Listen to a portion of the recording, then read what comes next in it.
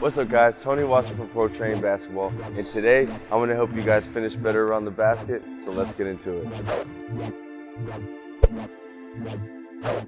Alright guys, so today I'm going to help you guys finish around the backboard, and a lot of you guys like to call it the jelly or finesse finishing, but we're really talking about the spin on the ball that you use when you hit it off the backboard.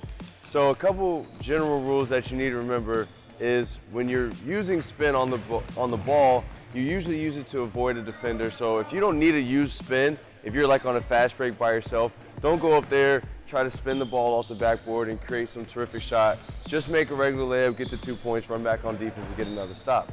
But if you're going to the basket, you got help sides, you got tall defenders, and you got a lot of hands in there, that's when you want to use the spin to try to make those finesse layups, those jelly layups, and make those layups with those difficult angles. So when we're using this backboard here, there's a lot of space for us to use on the backboard to make these shots. And one of the things you got to remember is that none of the spin is going to be the same every single time.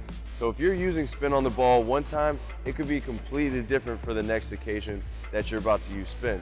So a general rule that I like to remember is when you're looking at the backboard as a whole, the further away you get from the backboard, that's the more spin you'll need to hit it off the backboard and into the hoop. A guy that's really good at using finesse on his layups is Kyrie Irving. Other smaller guards like Eric Bledsoe, Brandon Knight, Isaiah Thomas, all those guys use spin on their ball to avoid some of those bigger guys in the NBA.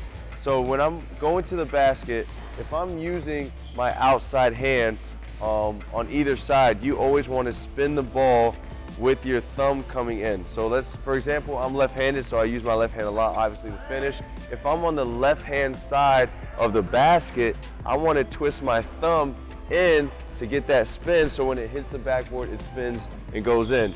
Now, if I'm using my other hand, my right hand, which is usually called my inside hand, on the left-hand side, I want my pinky to rotate inwards. All right, so when it hits the backboard, it gets that other spin to it. It feels a little goofy if you haven't practiced it a lot. You get that other spin to hit the backboard and go back to the hoop. Now the same thing goes when you're using the other side of the backboard, which most of you guys use since you're right-handed. When you use your right hand on the right-hand side, you want to spin the ball with your thumb coming in so it hits the backboard and goes in.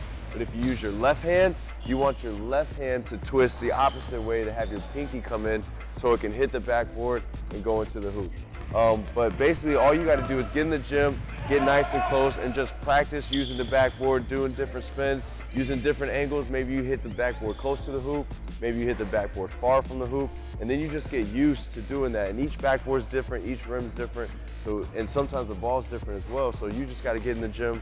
You go to a different gym to play, and warm-ups, work on the spin, you know, get used to the backboard, get used to the ball, get used to the hoop, and you guys will be good. Practice makes perfect, but let's get into a couple live clips, and I'll show you guys exactly what I'm talking about with using the spin.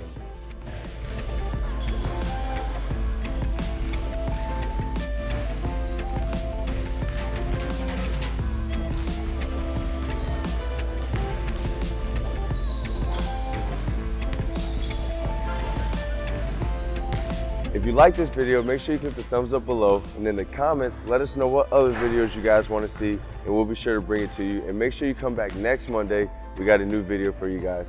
Until then, perfect your game. Peace.